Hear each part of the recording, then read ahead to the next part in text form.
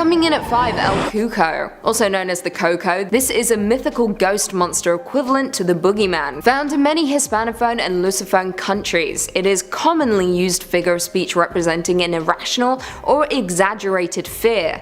Now the Coco is a male being, while Cucas is a female version of the mythical monster. The legend is said to hail from Latin America. In Spain, Portugal and Latin America, parents are said to often invoke the Coco or Cuca as a way of discouraging their children from misbehaving. They sing lullabies or tell rhymes warning their children that if they don't obey their parents, El Coco will come and get them and then eat them. Now El Coco is said to be a child eater as well as a kidnapper. It may devour the child immediately, leaving no trace, or it may spirit the child away to a place of no return, but it only does this to disobedient children. It is said to lurk on rooftops on the lookout for misbehaving children, taking the shape of any dark shadow as it watches. The oldest known rhyme about El Coco is originated in the 17th century and goes like this: "Sleep child, sleep now, else Coco comes and will eat you." Fun. Now there is no general description of El Coco as far as facial or body description, but it is stated that this shape-shifting being is extremely horrible to look at. Coming in at 4, Baba Yaga. In Slavic folklore, Baba Yaga is a supernatural being who appears as a deformed or ferocious looking old woman. Baba Yaga is said to fly around in a mortar, wielding a pestle, and dwell deep in the forest in a hut usually described as standing on chicken legs. Now she may help or hinder those that encounter or seek her out, and may play a maternal role and has associations with forest wildlife. The first clear reference to Baba Yaga occurs in 1755. In Lomonoso's grammar, Baba Yaga is mentioned twice among other figures largely from Slavic tradition. The second of the two mentions occurs within a list of Slavic gods and being next to their presumed equivalents in Roman mythology. Now in the stories in which Baba Yaga appears, she displays a variety of typical attributes: a turning, a chicken-legged hut, and a mortar, pestle, mop or broom. Baba Yaga frequently bears the epithet bony leg, and when inside of her dwelling she may be found stretched out over the stove, reaching from one corner of the hut to another. In some tales, a trio of Baba Yagas appear as sisters, all sharing the same name. Baba Yaga also appears on a variety of Lubki woodblock prints popular in the late 17th and early 18th century Russia. In some instances, Baba Yaga appears astride a pig going to battle against a reptilian entity described as a crocodile. However, she can either be seen as a literal evil witch treated somewhat humorously in these prints, or as a figurative witch, an unpopular foreign empress. Coming in at 3, Black Anis. Also known as Black Agnes or Black Anna, this is a boogeyman in English folklore. She is imagined as a blue-faced hag or witch with iron claws and a taste for human flesh, particularly children. It is said that she haunts the countryside of Leicestershire, living in a cave in Dane Hills with a great oak tree at the entrance. Folklore also states that she ventures out at night looking for unsuspecting children and lambs to eat, then tanning their skin by hanging them on a tree before wearing them around her waist. Legend has it that she used her iron claws to dig her cave out of the side of a sandstone cliff, making herself a home there which is known as Black Anis Bower Close. Parents in turn warned their children that Black Anis would get them if they did not behave. She was also known to hide in the branches of her oak tree, waiting to leap upon unsuspecting prey. Many of the modern conceptions of Black Anis were popularized in a poem by John Hayrick, given in full in county folklore. I quote, "'Tis said the soul of mortal men recoiled to view Black Anis' eye, so fierce and wild. Vast talons, foul with human flesh, there grew in place of hands, and features livid blue glared in her visage, whilst her obscene waist warm skins of human victims close embraced." Other traditions stated that when she ground her teeth, people could hear her, giving them time to bolt their doors and keep away from the windows. It is also said that cottages in Leicestershire were purposely built with small windows so that Black Anis could only get a single arm inside. Coming in at 2, Jersey Devil. In southern New Jersey and Philadelphia folklore, the Jersey Devil is a legendary creature said to inhabit the pine barrens of South Jersey. The common description is that of a kangaroo-like or wyvern-like creature with a goat or horse-like head, leathery bat-like wings, horns, small arms with clawed hands, legs with cloven hooves, and a forked tail. Throughout time, it has been reported to move quickly and is often described as emitting a high-pitched, blood-curdling scream. The legend itself seems to hail tale from Pine Barrens resident named Jane Leeds, also known as Mother Leeds. The legend goes that Mother Leeds had 12 children, and after finding out she was pregnant for the 13th time, cursed that child, crying out that it would be the devil. During 1735, Mother Leeds went into labor while her friends gathered around her. The baby was born normal, however it quickly changed to a creature with hooves, a goat's head, bat wings, and a forked tail. It proceeded to beat everyone with its tail before flying up the chimney and heading into the pines. Now, throughout history, there have been countless claims of sightings and occurrences involving the Jersey Devil. According to legend, while visiting the Hanover Mill Works to inspect the cannonballs being forged, Commodore Stephen Decatur sighted a flying creature and fired a cannonball directly upon it, to no effect. Now, skeptics believe that the Jersey Devil is nothing more than a creative manifestation of the early English settlers. Boogeyman stories created and told by bored Pine Barren residents as a form of children's entertainment, the byproduct of the historical local disdain for the Leeds family. And finally, coming in at number 1, Boogeyman. The Boogeyman is a mythical creature used by adults to frighten children into good behavior. It is said that the Boogeyman has no specific appearance, and conceptions vary drastically by household and culture, but is commonly depicted as a masculine or androgynous monster that punishes naughty children. While the description of the Boogeyman differs on a cultural level, there are some shared similarities. Many of the Boogeyman are depicted as having claws, talons, and sharp teeth. Not only that, but the majority of them are of the spirit variety, while the minority are demons, witches, and other legendary creatures. In a handful of stories, some have certain animal features such as horns, hooves, and bug-like appearances. In many countries, a Boogeyman variant is portrayed as a man with a sack on his back who carries naughty children away. The personality traits of the Boogeyman can be divided into 3 categories: the kind that punish misbehaved children, the kind that are prone to violence, and the kind that protect the innocent. All 3 relate in the same way, being that they all exist to teach young children a lesson: respect. Now, due to its global impact, it is difficult to find the original source of the legend. The first reference to the Boogeyman appears to be considered the hobgoblins described in England in the 1500s. Many believe that they were made to torment humans, and while some only played simple pranks, others were more foul in nature. Starting off at number 5, parents. Look, let's just get this one right out of the way now, okay? Parents, y'all can be the worst sometimes. The whole myth of the Boogeyman came about as a way for parents to scare their kids into acting right. Like the whole "you better behave or the Boogeyman will get you" thing. Absolutely the worst. Now, whenever your kid is going to sleep at night in their dark room, the house will do what houses do and settle. Or something might fall, or the wind will blow outside just a little harder than usual, and now that kid is laying in bed terrified, thinking that something is coming out of its closet or under its bed, despite that kid's best efforts to be the best behaved kid you've ever met. Congratulations, you terrified your kid. But on the other hand, nightlight sales have probably been given a bit of a boost, so hey, you scared your kid and contributed to capitalism. Round of applause for you. Number 4, Crybaby Bridge. Down in Georgia, where all kinds of creepypastas and urban legends are running amok, there's one bridge famous for its boogeyman: Crybaby Bridge. Now, there are many bridges that have picked up this name in the US, but this one stands apart. What is an unassuming rickety wooden bridge with no safety rails during the daytime is the most haunted bridge in Georgia by night. The legends say that a single mother, crying and hoping for the end, was driving one rainy night with a small passenger in the back seat. Blinded by the rain and her own distraught tears, she drove off the rickety bridge that would later become Crybaby Bridge. The water below was not horribly deep, but for a woman who didn't care for her life and the helpless one in the back, the water brought the end. Since that day, a legend arose warning against anyone who dares stop on the bridge and turn off their headlights. Who better to test out urban legends than a group of 6 bored teenagers who had read the urban legend and decided to investigate. They piled into a car and drove out to Crybaby Bridge on a dark, unlit road surrounded by dense thickets of trees and brush. The teenagers drove out onto the 30-foot bridge as it creaked and crackled under the weight of their car.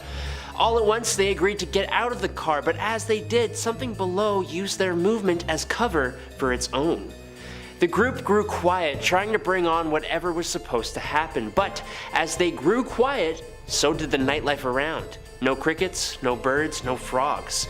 After a moment of silence, the faint sound of a crying baby slowly began to echo from downstream.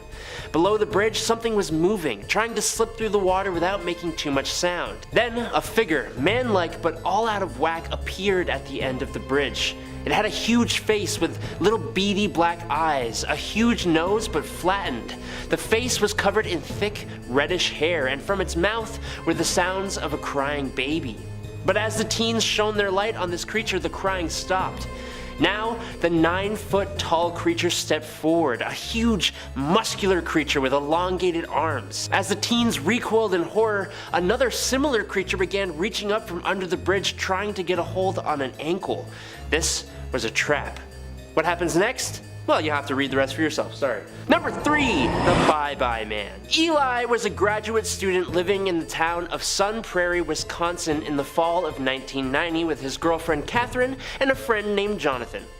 Someone had found an old Ouija board in an attic and for fun gave it to the 3 friends who had been living together. Just like any group of friends would, the 3 began conducting experiments with the board, seeing if this whole superstition thing was real. Turns out they had a pretty wild ride. After they believed they had communicated with a number of spirits, they decided to make an effort to contact a spirit that had actually been a living human. The board eventually transmitted the story of the Bye-Bye Man, a blind albino man born in Louisiana sometime in the 1920s. According to the story, his parents put him in an orphanage in Algiers, New Orleans, where he was shunned.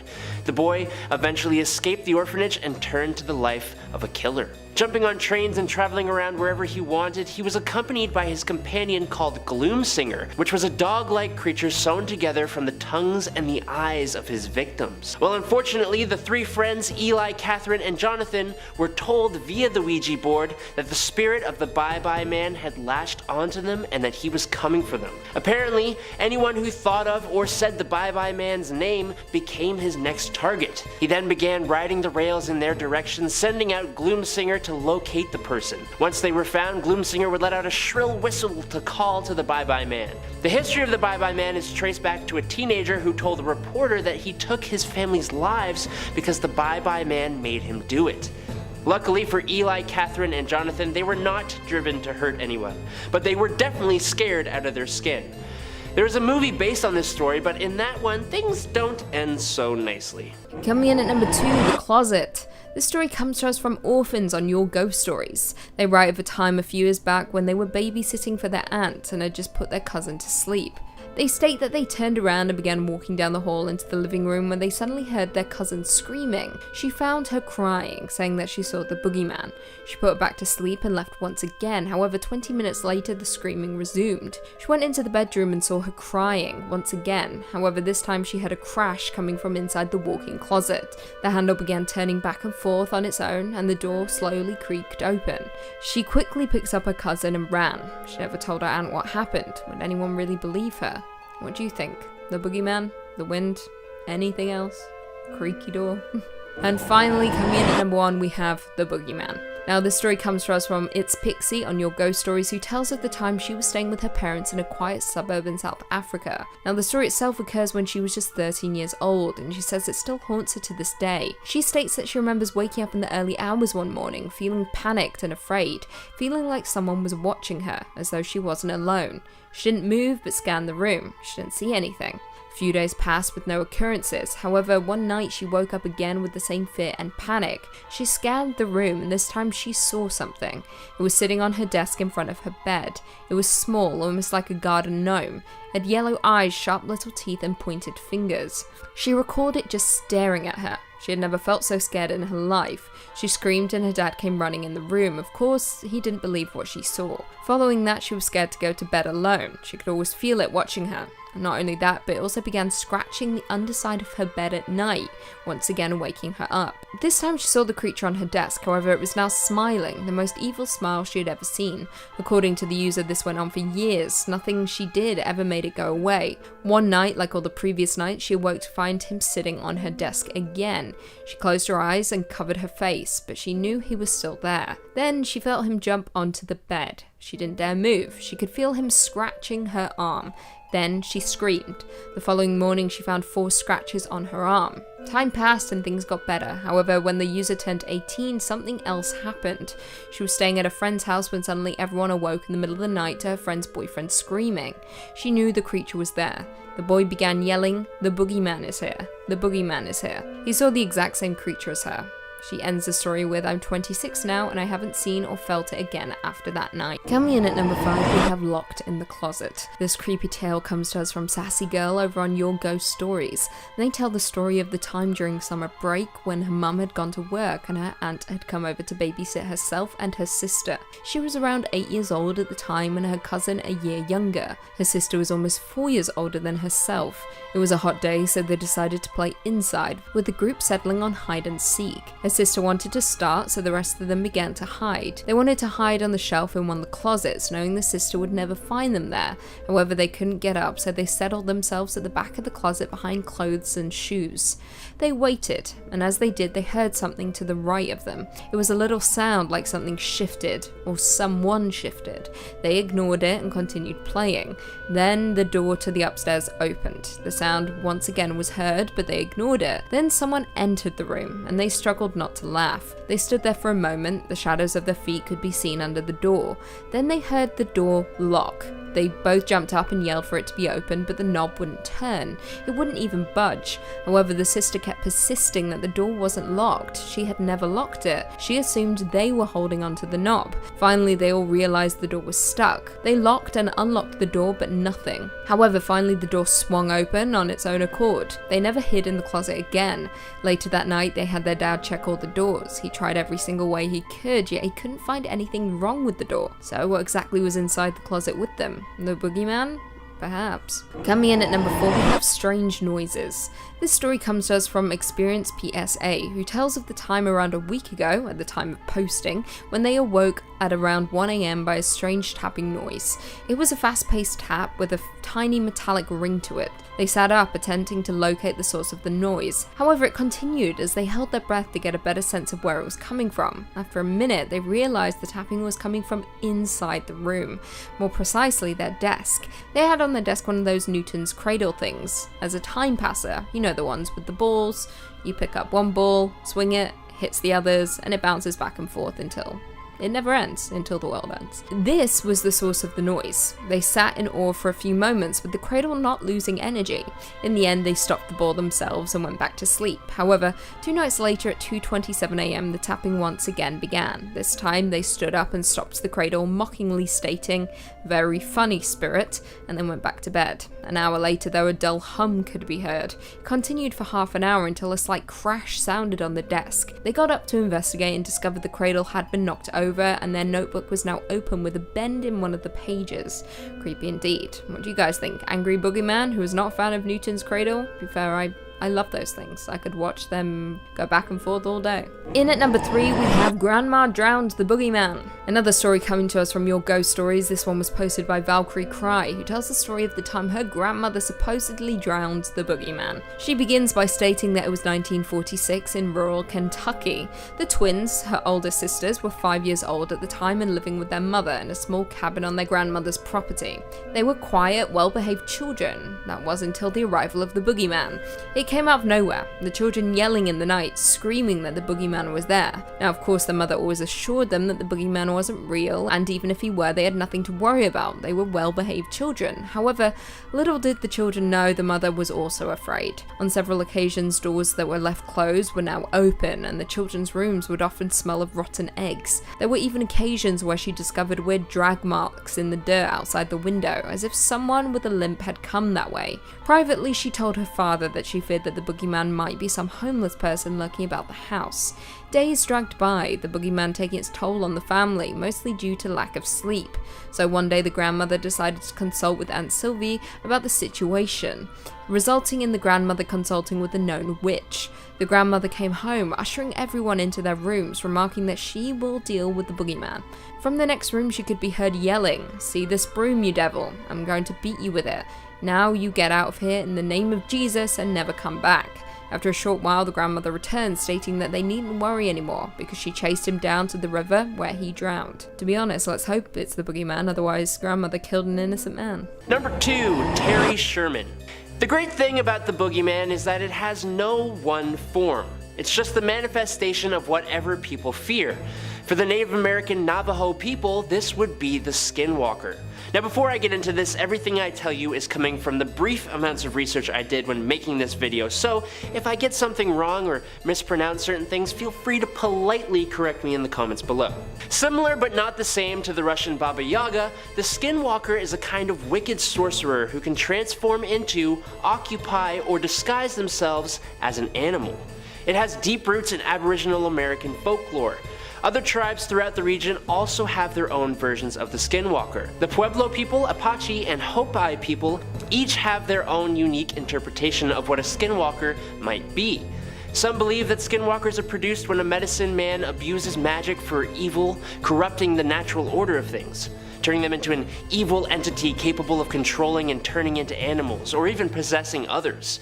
There's also another version that says that one becomes a skinwalker by performing some kind of taboo act, similar to the tale of the Wendigo. In Navajo stories, the Nagloshi were agents for the holy people when they were first training humans in the blessing way. Nagloshi were supposed to abandon the mortal world with the holy people, but a few decided to stay behind.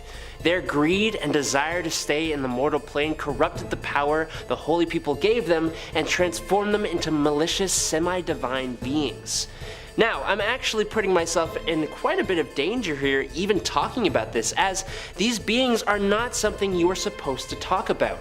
Even the people who named this being aren't willing to talk about it, especially not with outsiders, so be courteous and don't go asking about it. Most of you have likely heard of Sherman Ranch, also known as Skinwalker Ranch. This ranch near Ballard, Utah is apparently a cursed lot of land that has had many different kinds of encounters. One is of interest to us right now. Terry Sherman, the owner of the property way back in 1996, was walking his dogs around the farm late at night when he came upon a wolf. A wolf 3 times the size of a regular one with glowing red eyes and an incredibly mean look. Terry claims to have attacked the beast, but no evidence is actually available. Was this the Navajo's boogeyman?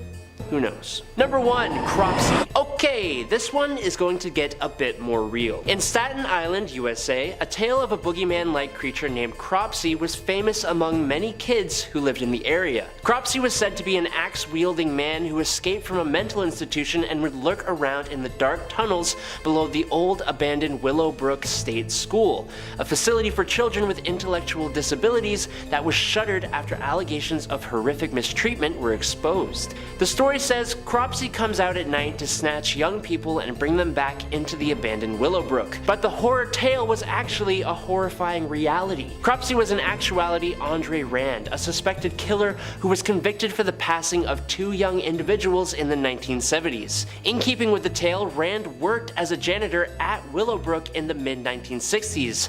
Before his capture, Rand was homeless and living in a makeshift campsite on the grounds of the abandoned school not far from the Seaview Hospital that was so closely tied to the Cropsy legend. Rand's story and the tale of Cropsy continues to fascinate and horrify kids and even adults to this day. In fact, 2 filmmakers, Joshua Zeman and Barbara Brancaccio, grew up on Staten Island and listened to the terrifying Cropsy stories when they were children. As adults, their curiosity led them to dig deeper into the urban legend of Cropsy and the real cases of the island's missing people. They even made a documentary, Cropsy, that explores the bizarre case of the boogeyman who seemed to come to life.